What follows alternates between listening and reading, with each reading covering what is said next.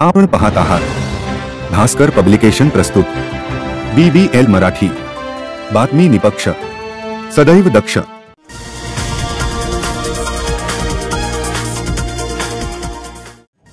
Today Maharashtra, Banda ते चांदा, बातमी निपक्ष, सदैव दक्ष।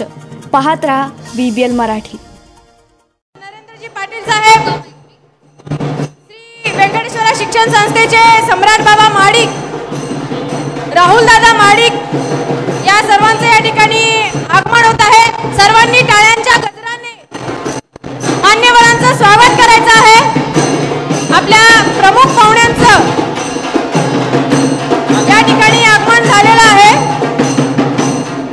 अण्णासाहेब पाटील आर्थिक मागास विकास महामंडळाचे माननीय अध्यक्ष, श्री वेंकटेश्वर शिक्षण संस्थेचे उपाध्यक्ष श्री सम्राट बाबा माडिक, वेंकटेश्वर शिक्षण संस्थेचे सचिव राहुल दादा माडिक, सुधीर दादा गाडगी, मानसिंग नाईक या ठिकाणी यांचं स्वागत आहे। भारत माता की वंदे वंदे।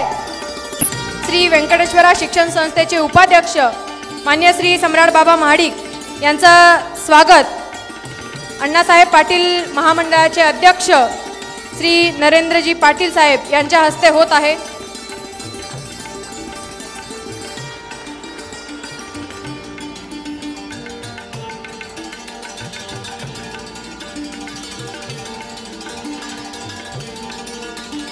मान्य श्री आमदार सदाभाऊ खोत, रयत क्रांती संघटनेचे अध्यक्ष, विधान परिषदेचे आमदार श्री सदाभाऊ खोत यांचं स्वागत करण्यासाठी मी महामंडळाचे अध्यक्ष माननीय आमदार नरेंद्रजी पाटील साहेब यांना विनंती करते।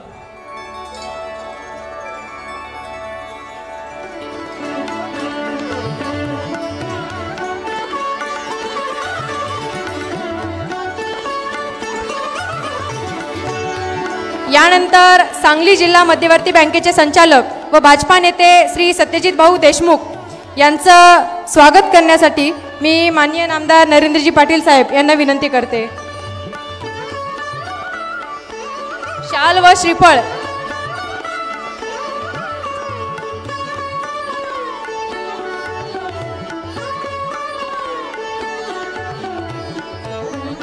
आपला सत्कार होणे सुद्धा गरजेचं आहे, कारण या महामंडळाचे 1 लाख लाभार्थी पूर्ण होण्यामागे आपला प्रवास आणि कुटुंबाचा जो वेळ आहे तो केलेला त्याग हे सर्व आम्ही पाहत आहोत।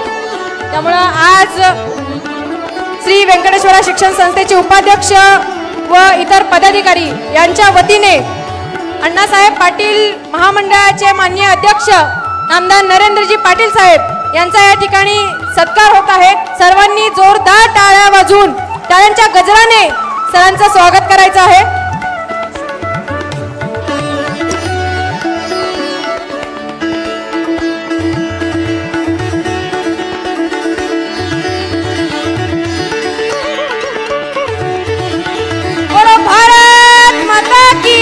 अण्णासाहेब पाटील आर्थिक मागास विकास महामंडळाचे अस्सल लाभार्थी यांचा देखील या ठिकाणी सत्कार केला जाणार आहे।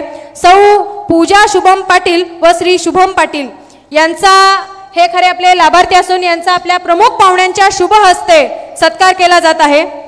हुतात्मा सहकारी बँक तालुका शिराळा कोरोगेटेड बॉक्स निर्मितीचा त्यांचा व्यवसाय असून त्यांनी 25 लाखाचा कर्ज घेऊन अण्णासाहेब पाटील महामंडळाच्या योजनेचा परिपूर्ण लाभ हे लाभार्थी घेत आहेत। या ठिकाणी महिला सुद्धा उद्योजकामध्ये अतिशय चांगल्या प्रकारे उद्योजक सांभाळू शकतात याचं उदाहरण आहे। Shri Sandeep Jadhav sir, bank of Baroda शाखा विटा याच्या माध्यमातून त्यांनी 10 लाखाचे कर्ज घेऊन बेकरी पदार्थ निर्मिती हा व्यवसाय त्यांनी सुरू केलेला असून अण्णासाहेब पाटील महामंडळाच्या माध्यमातून त्यांनी योजनेचा लाभ घेतलेला आहे।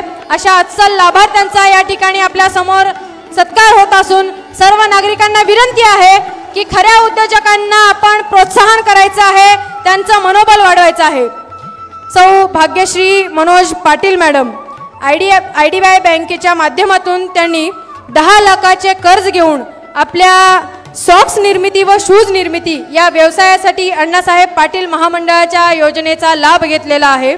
असे 1, 2, 3 नव्हे तर सांगली जिल्ह्यामध्ये 6000 पेक्षा अधिक लाभार्थ्यांनी महामंडळाच्या योजनेचा लाभ घेऊन आपल्या व्यवसायाला चालना दिलेली आहे।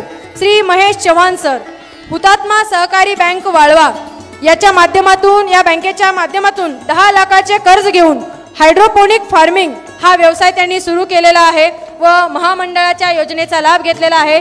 मी मंचावरील सर्व मान्यवरांना विनंती करते की त्यांचा सत्कार करावा। श्री महेश चव्हाण सर,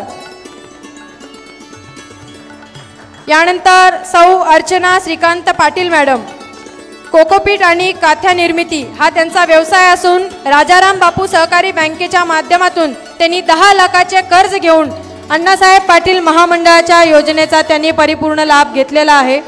मी मान्यवरांना विनंती करते की आपल्या लाभार्थ्यांचा या ठिकाणी सत्कार करावा।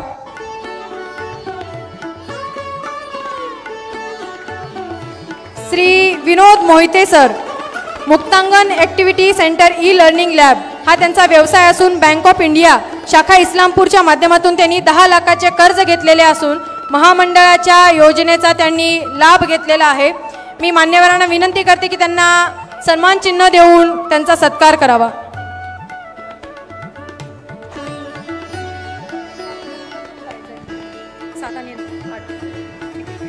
सौ Priyanka Prashant Patil madam, corrugated box निर्मितीचा त्यांचा व्यवसाय असून IDBI बँकेच्या शाखा विश्रामबाग या बँकेतून 10 लाखाचे कर्ज घेऊन महामंडळाच्या योजनेचा लाभ घेतलेला आहे।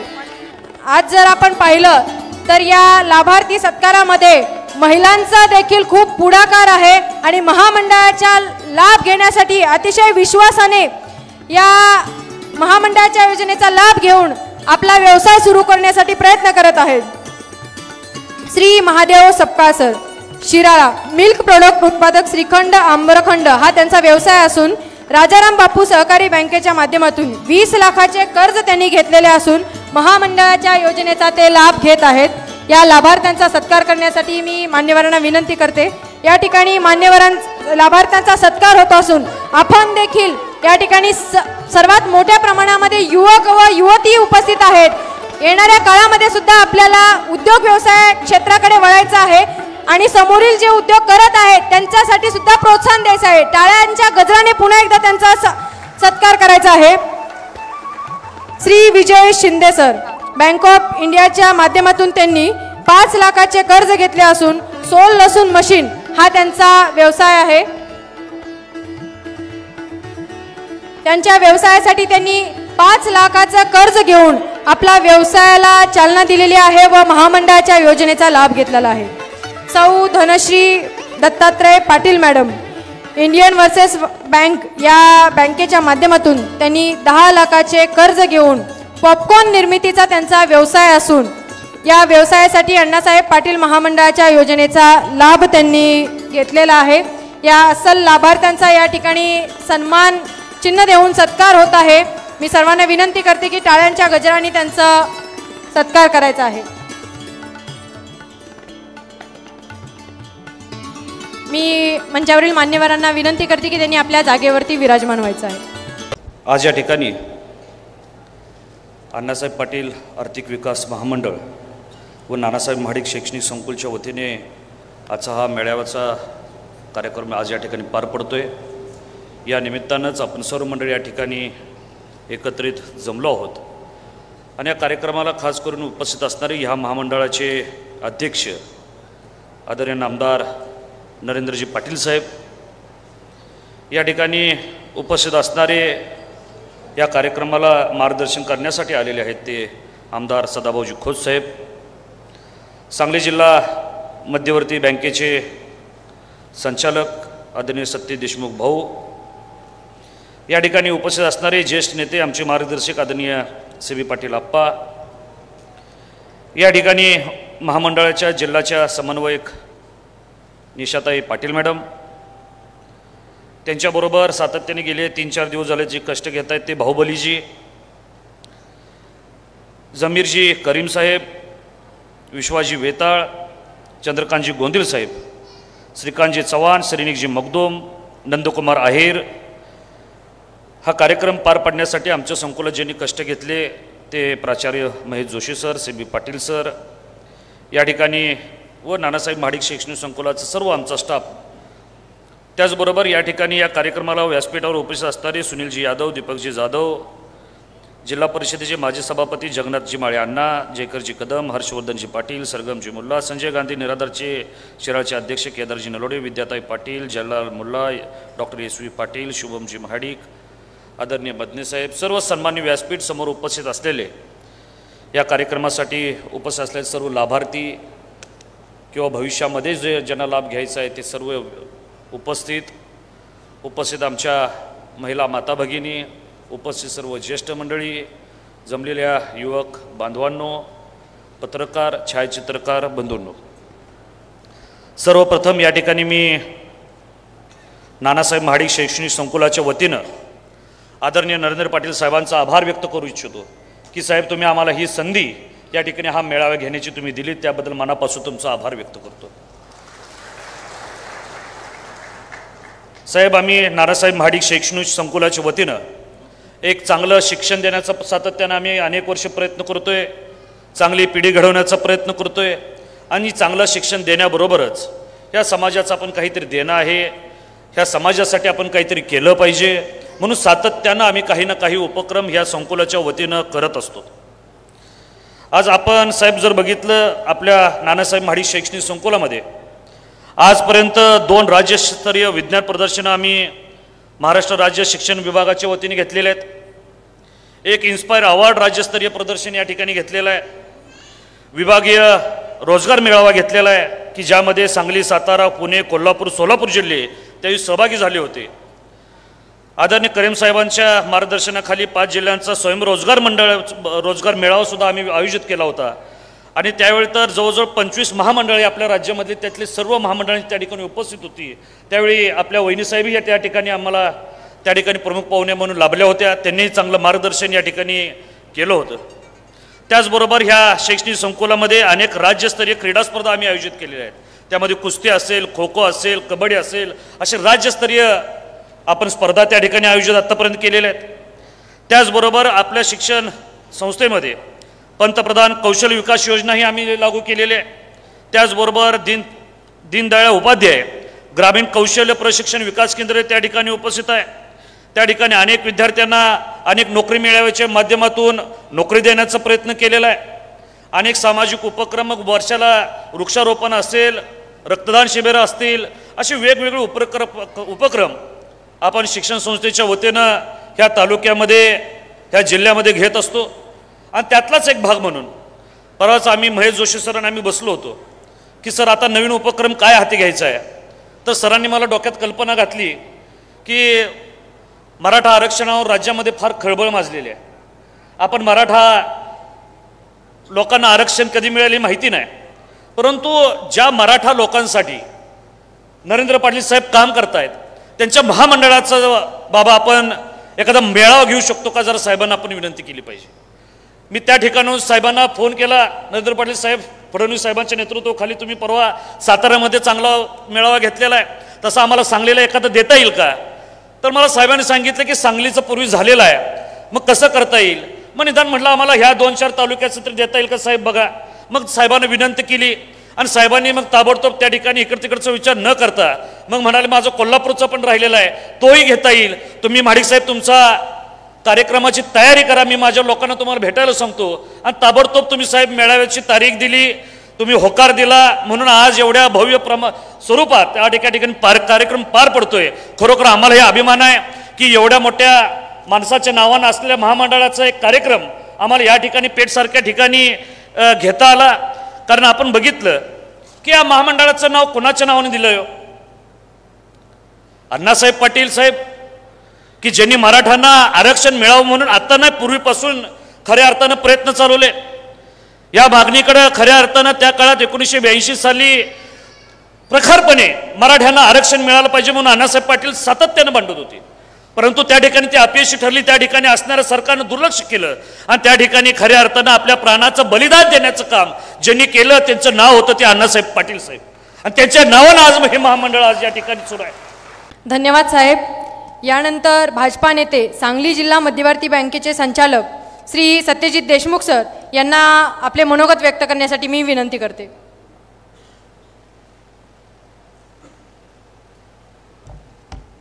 आपल्या सर्वांचे ज्येष्ठ सहकारी आणि ज्यांनी अल्पावधीतच आपल्या कार्यातून आणखीन क्षमतेतून सातत्याच्या असणाऱ्या त्यांच्या संपर्कातून अण्णासाहेब पाटील आर्थिक मागास विकास महामंडळाला एक वेगळ्या दिशेनं एका वेगळ्या उंचीला पोचवण्याचा प्रयत्न केलेला आहे. ते आपले सर्वांचे सहकारी आपले बंधू सन्माननीय नरेंद्रजी पाटील साहेब, ज्या नानासाहेब महाडिक संकुलाच्या सहकार्यानं आणि अण्णासाहेब पाटील आर्थिक मागास विकास महामंडळ आणि नानासाहेब महाडिक संकुल यांच्या विद्यमानं आज आपण हा सर्व लाभार्थ्यांचा, बँकाच्या असणाऱ्या सर्व मॅनेजरांचा, सर्व सहकाऱ्यांचा मेळावा घेतलेला आहे.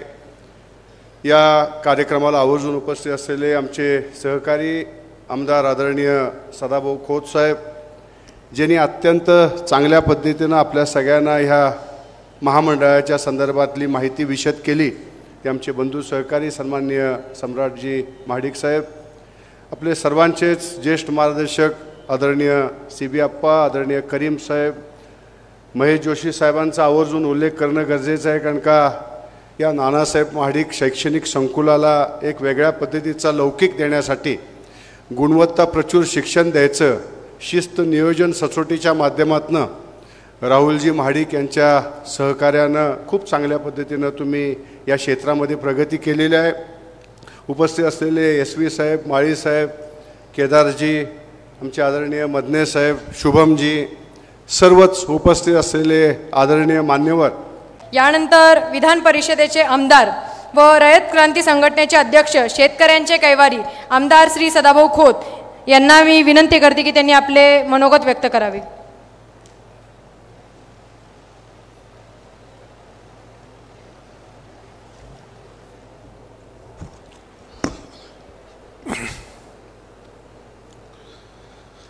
रयतेचा राजा छत्रपती शिवाजी महाराज यांना वंदन करतो आणि अण्णासाहेब पाटील आर्थिक मागास विकास महामंडळाचे अध्यक्ष, सभागृहातले माझे सहकारी आदरणीय नरेंद्र पाटील साहेब, ज्यांचं आत्ता नुकतंच आपण भाषण ऐकलं ते सतीशभाऊ देशमुख, आमचे सहकारी सम्राट बाबा,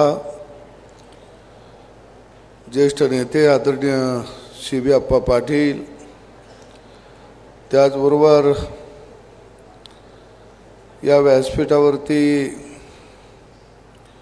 उपस्थित असलेले सर्व मान्यवर, सर्व प्रमुख पदाधिकारी आणि जपलेल्या सर्व शेतकरी भावांनो, माता भगिनी, तरुण मित्रांनो आणि पत्रकार भावांनो, मी पहिल्यांदा राज्यातल्या मराठा समाजाच्या वतीनं खऱ्या अर्थानं देवेंद्र फडणवीस आणि नरेंद्र पाटील साहेबांचं मनापासून या ठिकाणी स्वागत करतो, त्यांना धन्यवाद देतो की एक चांगली चळवळ या महाराष्ट्रामध्ये नरेंद्र पाटील साहेबांनी उभा केलेली आहे. मोठं काम आहे. 1 लाखापेक्षा जास्त मराठा समाजातल्या कुटुंबांना लाभ त्यांनी या ठिकाणी मिळवून दिलेला आहे. 8,000 कोटीपेक्षा जास्त कर्जाचं वाटप या ठिकाणी झालेलं आहे. आणि मला वाटतं की महाराष्ट्रामध्ये अनेक महामंडळं निघाली, परंतु अण्णासाहेब पाटील आर्थिक मागास विकास महामंडळासारखं काम कोणत्याच महामंडळाचं या महाराष्ट्रामध्ये झालं नाही. आणि ते निव्वळ काम नरेंद्र पाटील साहेबांनी अभ्यासपूर्ण केलं. असे मराठा समाजाचे कैवारी माननीय नामदार नरेंद्रजी पाटील साहेब यांना विनंती करते की त्यांनी संबोधन करावे.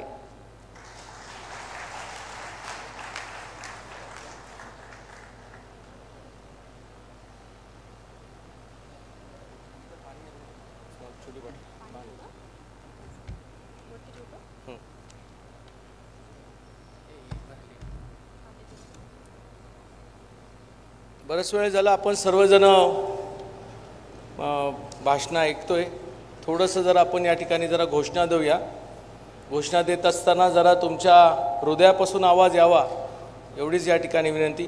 भारत माता की दोन्ही हात वर करून खास करून मागची सगळी मंडळी.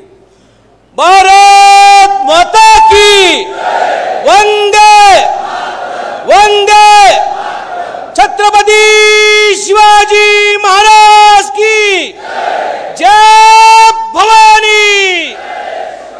धर्मवीर छत्रपती संभाजी महाराज की जय भवानी. आमच्या शाळेच्या मुली हात वरती करत नव्हत्या. आता मुद्दामून त्या गटाच्या मुला मुलींसाठी छत्रपती शिवाजी महाराज की धन्यवाद. हिंदवी स्वराज्याचे संस्थापक छत्रपती शिवरायांना मानाचा मुजरा करून अखिल भारतीय मराठा महासंघाचे संस्थापकीय अध्यक्ष माथाडी कामगारांचे आराध्य दैवत कैलासवासी आमदार अण्णासाहेब पाटील यांना प्रणामाने वंदन करून ज्यांच्या सामाजिक चळवळीमधून आपला सांगली असो कोल्हापूर असो त्याचबरोबर खास करून आपला पेठेतला सगळा भाग असो यांना तरुणांना सातत्याने साथ देऊन त्यांना वेगवेगळ्या व्यवसायाच्या माध्यमातून ताकद देण्याचं काम ज्यांनी केलं ते स्वर्गीय नानासाहेबजी महाडिक यांनाही प्रणामाने वंदन करून आज अण्णासाहेब पाटील आर्थिक मागास विकास महामंडळ आणि ह्या महामंडळाच्या योजनेअंतर्गत आज आपण या ठिकाणी सांगली जिल्ह्यातील 3 तालुक्याच्या व जिल्ह्यातल्या सगळ्या लाभार्थ्यांचा मेळावा आज आपण आयोजित केला. या मेळाव्याला ज्यांनी आत्ताच आपल्याला प्रमुख मार्गदर्शन केलं ते राज्याचे माजी मंत्री विधान परिषदेचे आमदार आदरणीय सदाभाऊजी खोतसाहेब, आमचे दुसरे मित्र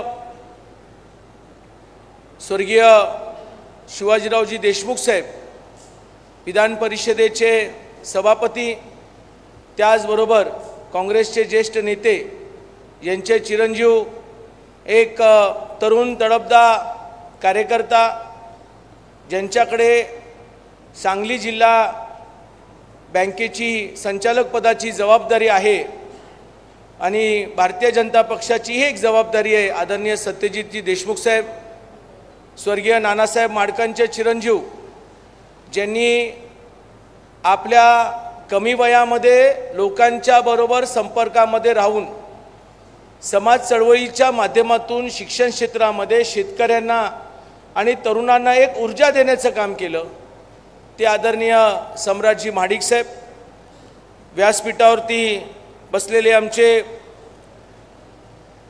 जिल्ह्याचे कौशल्य विकासचे अधिकारी आदरणीय जमीरजी, त्याचबरोबर आमचे विश्वासजी वेताळसाहेब जिल्हा अग्रणी बँकेचे LDM, आमचे पलूस सहकारी बँकेचे संचालक आदरणीय चंद्रकांतजी, त्याचबरोबर हुतात्मा सहकारी बँकेचे CEO आदरणीय श्रीकांतजी चव्हाण साहेब, आमचे राजाराम बापू सहकारी बँकेचे CEO आदरणीय मखदूमजी, त्याचबरोबर या मेळाव्याला खास करून ज्यांनी पहिल्या दिवसापासून या सगळ्या आमच्या महामंडळाच्या टीमबरोबर प्रत्येक छोट्या मोठ्या गोष्टीवरती लक्ष ठेवलं ते आदरणीय सम्राट महाडिक साहेबांचे सहकारी आणि कार्यकारी संचालक व्यंकटेश शिक्षण संस्थेचे आदरणीय महेशजी जोशी साहेब, आपल्या कामेरीचे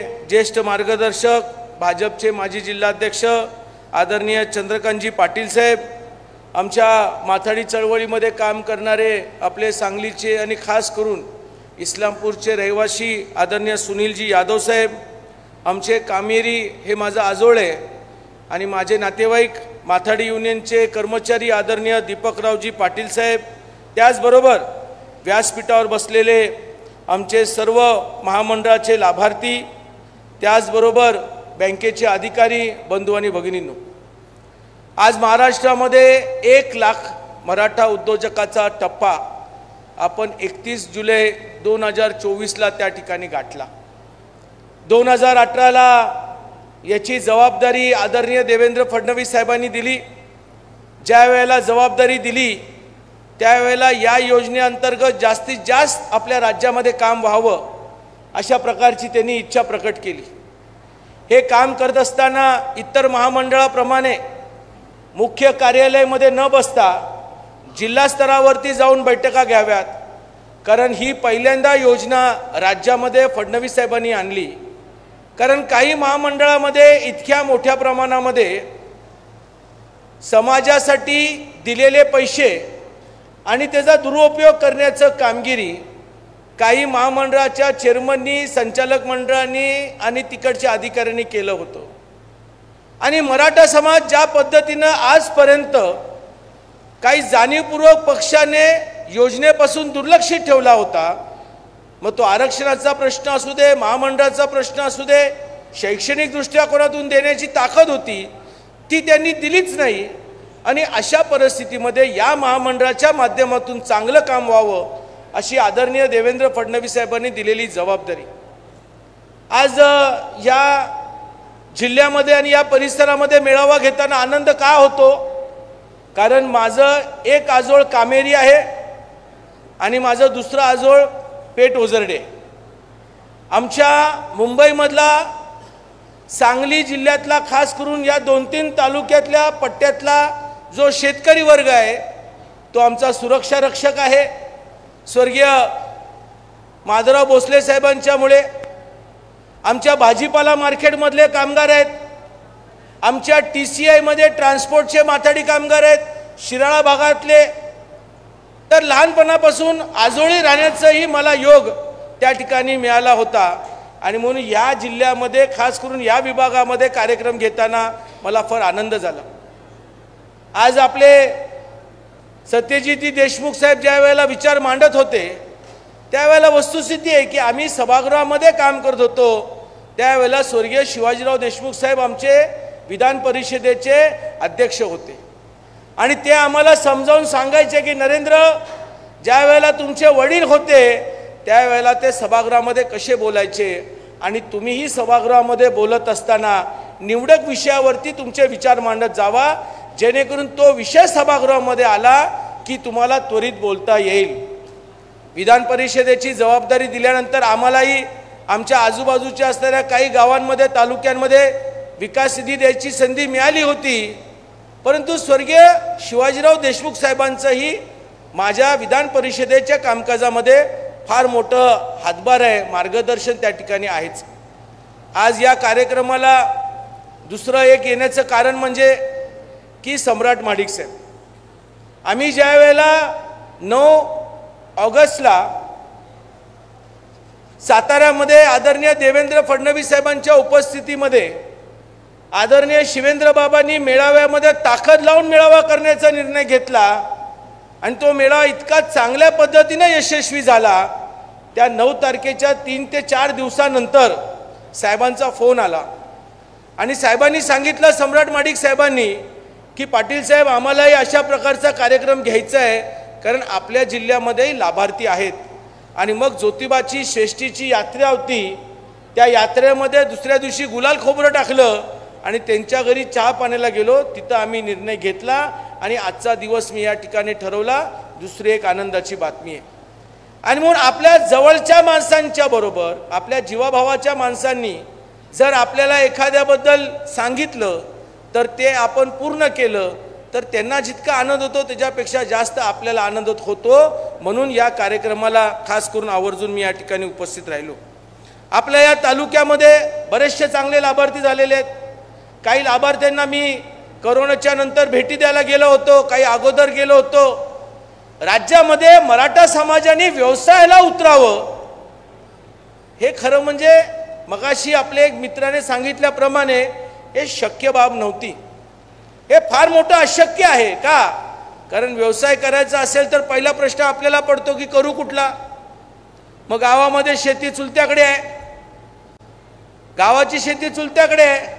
आपण शहरी भागामध्ये राहतो रोज रोटी करायला, मग तिथं काय करायचं? मग व्यवसायाचा माहिती असणं गरजेची आहे. आणि जर व्यवसायाची माहिती नसेल तर मग व्यवसाय जर बंद पडला तर काय, बरं पैसे कोण देणार? वडिलोपार्जित जमीन एवढी नाही आहे, कारण आमच्या मराठा समाजामध्ये काही वर्षापूर्वी आम्ही एकरीमध्ये होतो, आता आम्ही काही गुंठ्यामध्ये आलोय. मग आम्हाला पैसे कोण देणार? बँकेने पैसे द्यायचं ठरवलं तर मग आम्हाला तारण कोण देणार? आणि अशा सगळ्या परिस्थितीमध्ये ज्या वेळेला ही योजना तयार करण्यात आली त्यावेळेला आदरणीय देवेंद्र फडणवीस साहेबांनी फार बारकाईने लक्ष दिलं की राष्ट्रीयकृत बँकांकडनं जर तुम्ही कर्ज घेतलं तर तुम्हाला तारण द्यायची गरज नाही, कारण 2 प्रकारच्या क्रेडिट गॅरंटी दिली जाते. जे पैसे महामंडळ त्या ठिकाणी लाभार्थ्यांना देत असतो, कोऑपरेटिव्ह बँकांना त्या ठिकाणी तारण द्यावा लागतो, कारण कोऑपरेटिव्ह बँका या ठेवीदारांच्या जीवावरती त्या ठिकाणी व्यवसाय करत असतात. म्हणजे ही योजना इतकी स्पष्ट आणि व्यवस्थित आहे की ज्या माणसांना या योजनेचा अंदाज घेतला त्यांनी त्या ठिकाणी लाभ घेतलेला आहे. राज्यामध्ये 1 लाख मराठा उद्योजक होत असताना सहकारी बँकांचा फार मोठा वाटा आहे, राष्ट्रीयकृत बँकांचा वाटा आहे, NBFC म्हणा, प्रायव्हेट बँकांचंही मोठं योगदान आहे. आज 8,733 कोटी रुपये कर्ज वाटप महाराष्ट्रामध्ये या सगळ्या बँकेमधून केलेलं आहे आणि साधारण 8,850 कोटीचा व्याज परतावा आज महामंडळाच्या माध्यमातून मराठा समाजाला लाभार्थ्यांना देण्यात आलेला आहे. महाराष्ट्रामध्ये कुठल्याच योजनेमध्ये, महाराष्ट्रामध्ये कुठल्याच महामंडळामध्ये, कुठल्याच योजनेमध्ये इतकं चांगलं पारदर्शकपणा आपल्याला पाहायला मिळणार नाही. मगाशी आमच्या भगिनी जे सामान्य परिवारामध्ये आल्यानंतर व्यवसायाच्या माध्यमातून त्यांनी सॉक्सची कंपनी त्या ठिकाणी स्थापन केली. 4च्या नंतर 10, 15, 20 मशीना घेतल्यात, ज्याचा व्हिडिओ आपण पाहिला. आमच्या भगिनींनी खूप चांगले विचार मांडले, मुद्दा व्यवस्थित होता, कारण सामान्य माणसांना ही बँक कर्ज देते, यदा कदाचित सहकारी असू किंवा राष्ट्रीयकृत असू, पण राज्य सरकार महामंडळाच्या माध्यमातून वेळेवर व्याज परतावा त्या ठिकाणी देत असते. आमचे लसूण सोलणारे, लसूण व्यवसाय करणारे आमच्या मित्रांनी त्यांच्या जीवनामध्ये जी वस्तुस्थिती सांगितली, वर्षानुवर्षी हे आम्हाला मराठा समाजाला बिंबवलं जातं की व्यवसाय आणि नोकरी हे काम आपलं नाहीये, आपण हमाली करूया, आपण त्या ठिकाणी घरगडी म्हणून काम करू, आपण शेती करू. परंतु या राज्यामध्ये 1 लाख मराठा उद्योजक झाला आणि आमची जुनी परंपरा आम्ही त्या ठिकाणी मोडीच काढलेली आहे आणि नवीन उद्योजक निर्माण करतोय. हे या महामंडळाचं यश आहे. राजकारणामध्ये आपण टीका टिप्पणी करतो कारण आपण सगळे मराठा एका कमऱ्यामध्ये मावू शकत नाही, कारण सगळ्यांनाच नेतृत्व करण्याची हौस त्या ठिकाणी आहे. परंतु आपल्या समाजामध्ये ज्यांनी चांगलं केलं त्यांची निंदा करायची आपल्याला तशी सवय नसते. आदरणीय देवेंद्र फडणवीस त्यावेळेला मराठा समाजाला खुश करण्यासाठी त्या ठिकाणी केवळ 200-300 कोटी रुपये दरवर्षाला देऊ शकले असते आणि ते पैसे दिल्यानंतर जो कोणी अध्यक्ष झाला असता त्याला पक्षाच्या कार्यकर्त्यांना प्राधान्य देण्यात यावं अशा सूचनाही आल्या असत्या.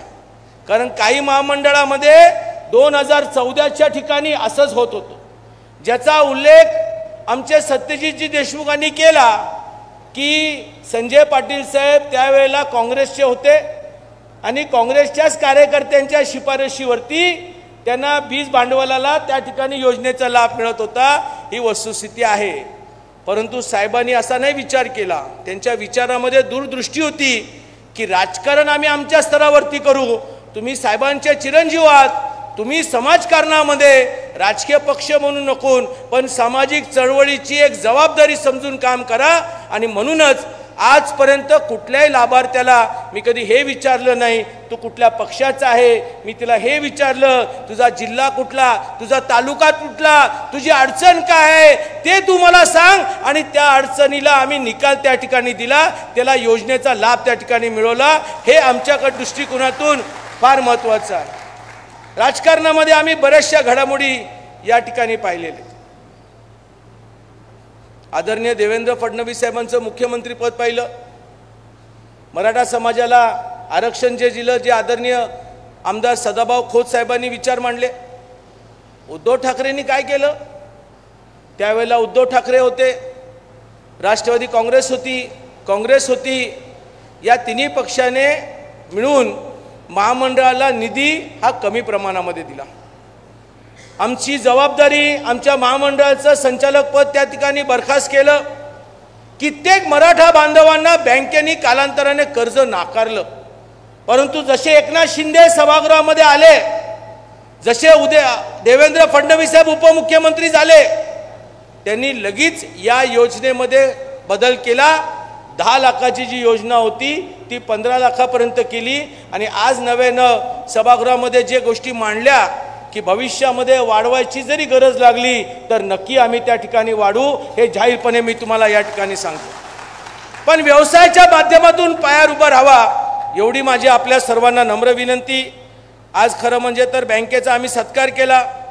तुम्हाला मी मुद्दा म्हणून पत्रकार माझे बांधव बसलेले आहेत, एक जुनी गोष्ट सांगतो की ज्या वेळेला मी या महामंडळाची जबाबदारी गेली, सदाभाऊ आमदार साहेब तुमच्या तिघांना सगळ्या व्यासपीठाला सांगतो, माझ्याबद्दल माझ्या जुन्या पक्षाच्या असणाऱ्या आपल्या तालुक्याच्या सुपुत्राने एक पेपरला बातमी दिली आणि ती बातमी मलाही फार खटकली.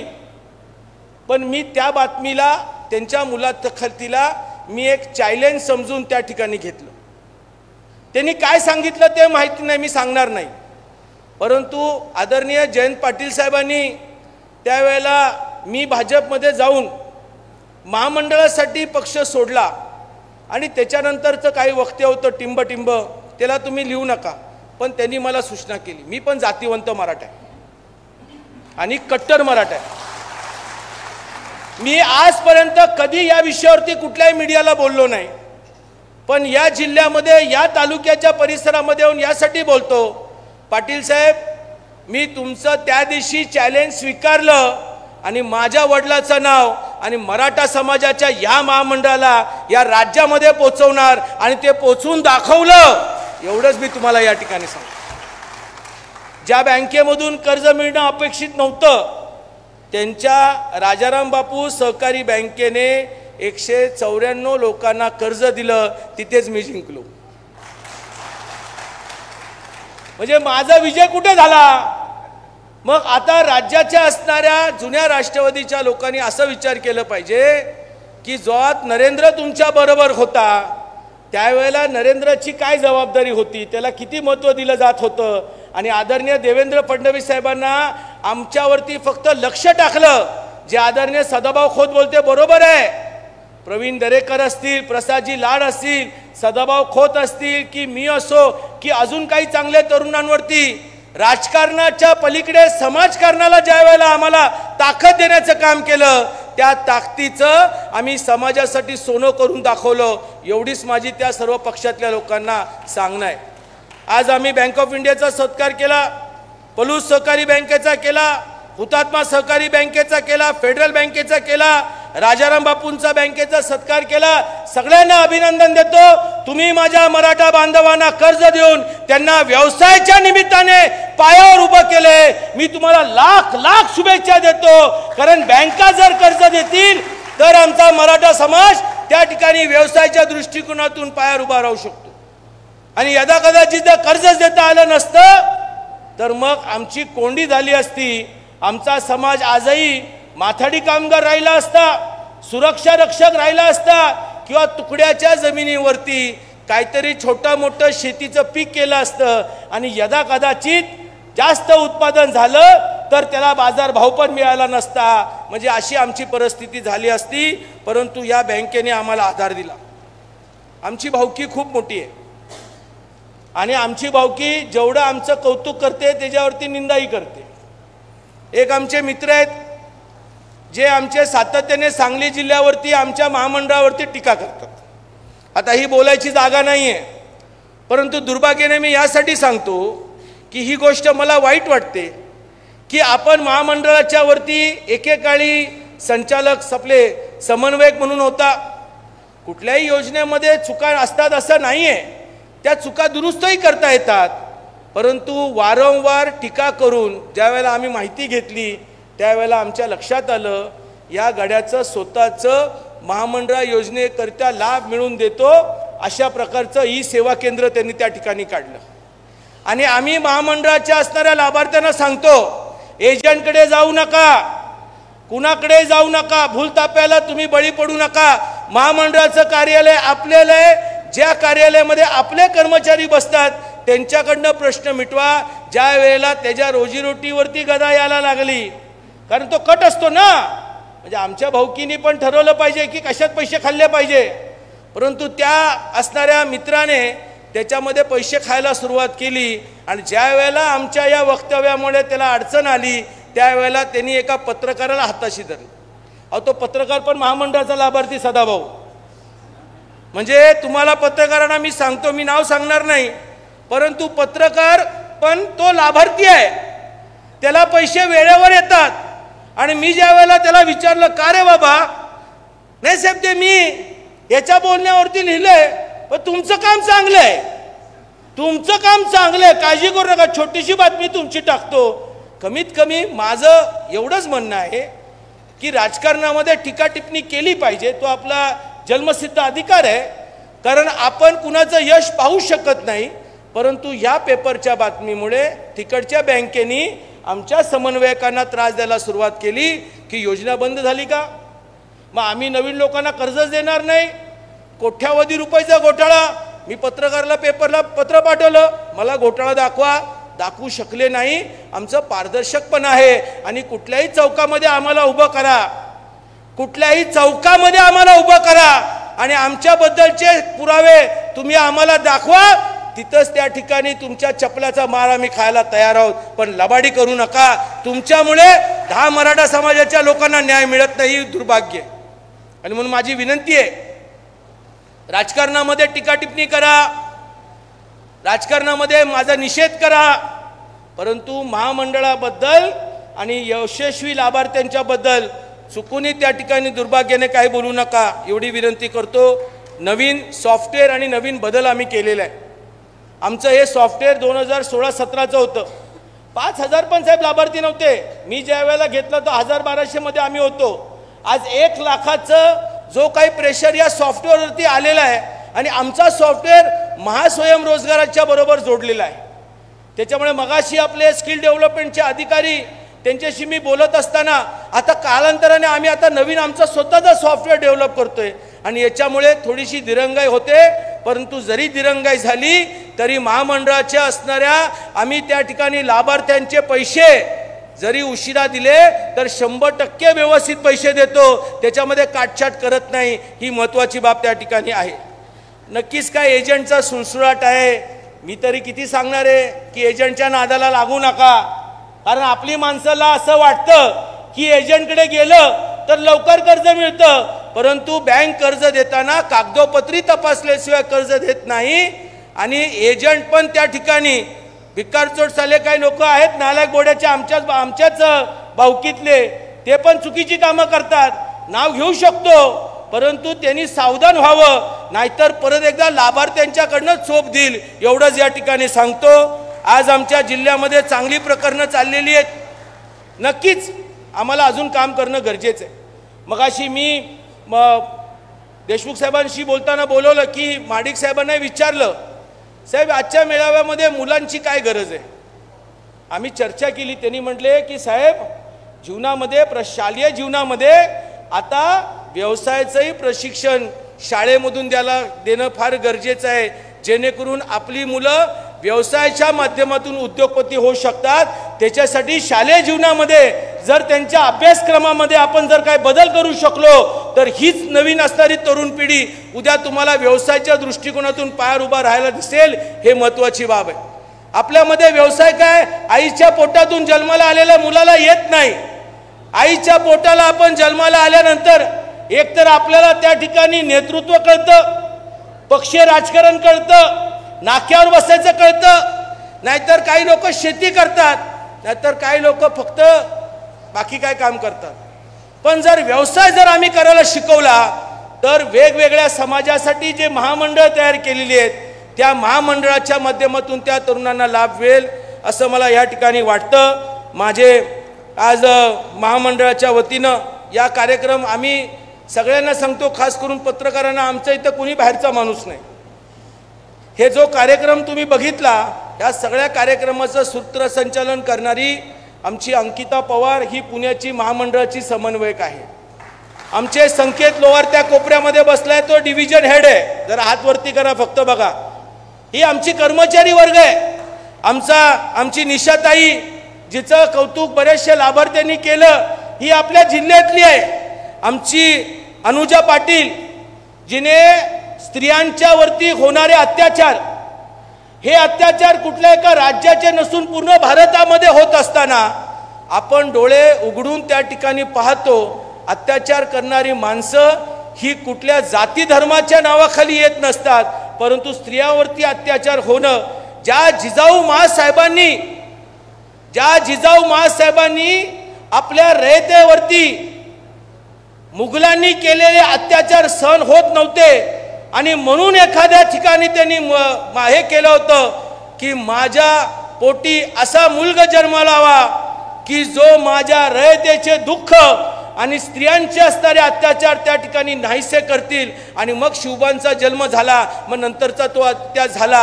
आणि आज काय होतंय, तर आज आमच्याच मुलाबाळांवरती आपलं नियंत्रण त्या ठिकाणी गेलेलं आहे. म्हणून आपण आपल्या लोकांना चुकीच्या दिशेला जाऊ नये ह्याची आपण काळजी घेणं गरजेचं आहे.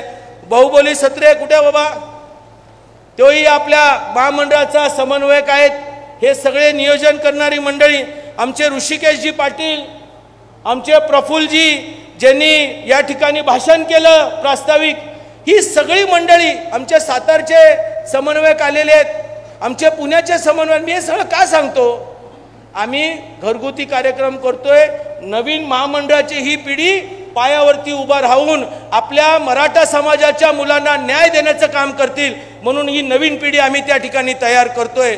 यदा कदाचित एखादी निवेदिका आम्ही बोलू शकलो असतो, एखादा कोणतरी जिल्हा परिषदचा वक्ता बोलू शकलो असतो, मास्तर बोलू शकलो असतो, परंतु आमची भूमिका आहे की आम्ही आमची मुलं तयार करू, आम्ही आमच्या महामंडळाचे कार्यकर्ते तयार करू आणि समाजामध्ये ज्या वेळेला जायची वेळ येईल त्यावेळेला ते न घाबरता समाजापर्यंत जाऊन त्या ठिकाणी समाजाला न्याय द्यायचं काम करतील. एवढंच या ठिकाणी बोलतो. आज माझी कामेरीची मंडळी, आमचे ओझरडीची मंडळी आलेली आहेत, आमचे काही माथाडी कामगार आलेले आहेत. किती जरी झालं तरी माझी आजोळची मंडळी आहेत. त्यांचा सत्कार मला घेता जरी आला नाही तरी तुम्ही आलात त्याबद्दल मी धन्यवाद देतो. आमचे पत्रकार बांधव यांनी वेळात वेळ काढला. हा कार्यक्रम 10:30 पासून 11ला अपेक्षित होता, उशिरा झाला. लांबलचक आमची भाषणं झाली, परंतु प्रत्येकाने वेगवेगळे विषय त्या ठिकाणी मांडले.